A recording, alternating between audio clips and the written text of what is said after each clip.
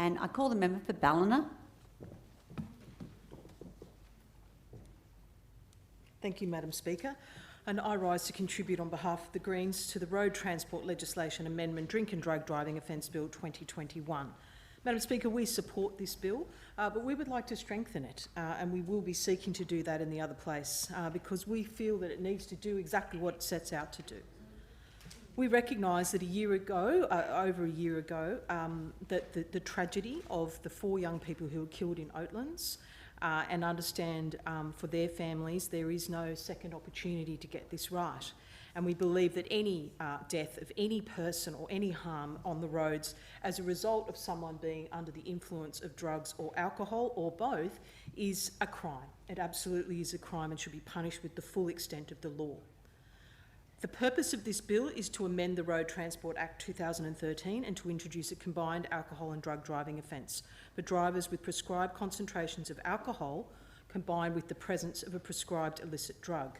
The bill introduces a new range of penalties attached to the offence designed to better deter this high-risk behaviour and to reduce the number of vehicle accidents. And we get that. We've seen that with the drink driving laws over the last 20 years plus, whilst deaths and accidents still do occur, there has been a huge improvement in that it is a major deterrent to people that they will be pulled over and that they will be tested.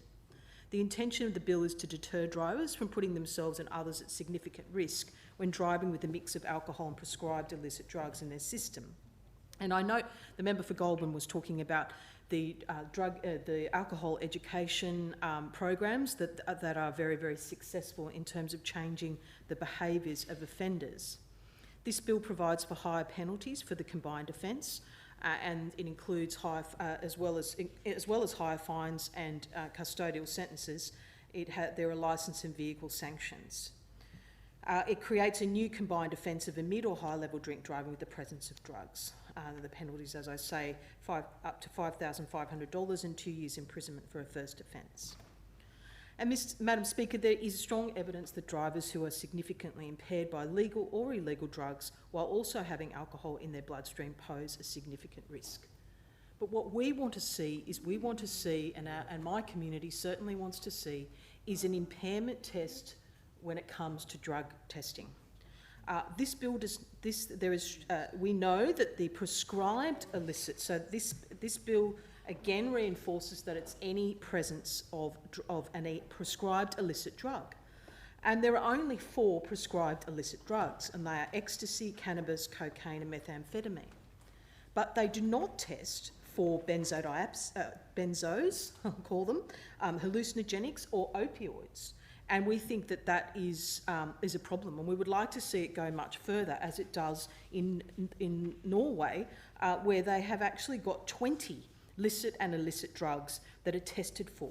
But at the heart of that is an impairment model, a scientific impairment testing for when a person who has consumed, for example, cannabis, which we know stays in the system for days, if not weeks, that what the impairment level is. And we are certainly not suggesting that people should be mixing a cocktail of alcohol and drugs. But what we do want to see is that it actually focuses on the actual significant impairment in the bloodstream of people who have consumed not just the 4 drugs, but to actually expand that out to all licit and illicit drugs if they impair a person's driving. I don't want to be on the road where someone, through a loophole, has had a test and a drug test, and it doesn't pick it up because they're on a cocktail of pills that simply are not tested for. So we would actually like to see that this expanded. Unlike random breath testing for alcohol, which measures levels of alcohol in the blood that have been scientifically proven to impair driving, roadside drug testing detects the mere presence of a few select substances in saliva, meaning the drug could have been consumed days prior.